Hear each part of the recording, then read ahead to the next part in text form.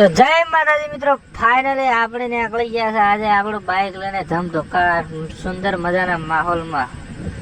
તમે જોઈ શકો છો મિત્રો, વરસાદના માહોલમાં આપણે વાડીઓ કેવી લાગે છે. આપણો ગામડાનો એક સુંદર મજાનો જીવન અને જીવનની સાથે જીવવાની અલગ જ મજા હોય છે. તો મિત્રો, આ છે અમારું નેળિયું, દેશી ભાષામાં અમે નેળિયું જેને કહીએ છીએ. તો અમે જઈ રહ્યા છીએ મિત્રો અમારા ગામના પ્રખ્યાત એવા મંદિર જોગણી માતાના મંદિરે.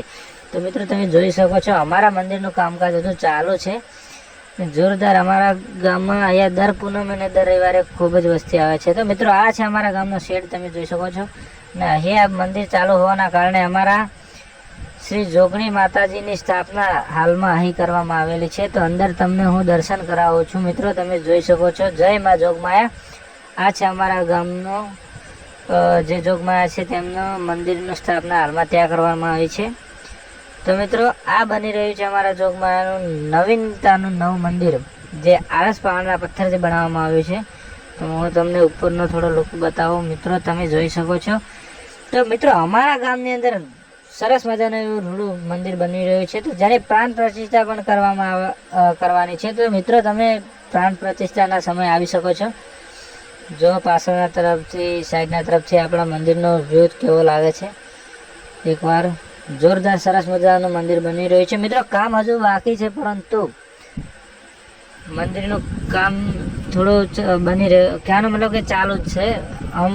કામ હજી અધૂરું છે મિત્રો. તમે જોઈ લો, આ મારા ગામનું મંદિર આરસ.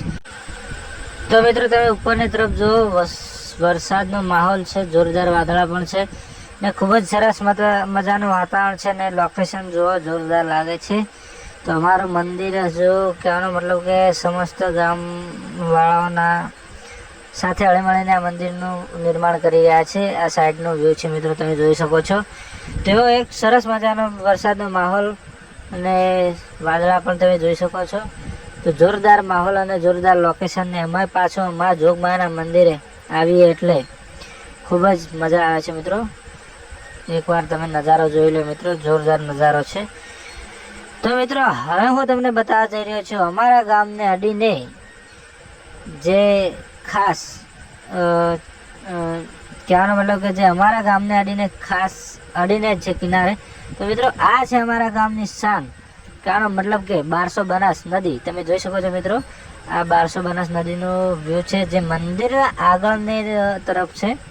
તો જોરદાર લોકેશન છે, જોરદાર વ્યૂ છે. તો મંદિર દર્શન કરવા આવીએ તો મિત્રો, આ નજારો જોઈને અમારું મન હળવું થઈ જાય છે. તો તમે જોઈ શકો છો અમારા ગામને. તો હવે મિત્રો, આપણે લઈ લીધી છે હરીબાની ચા, અને હવે જોરદાર મજબૂત કડક ચા બનાવીશું.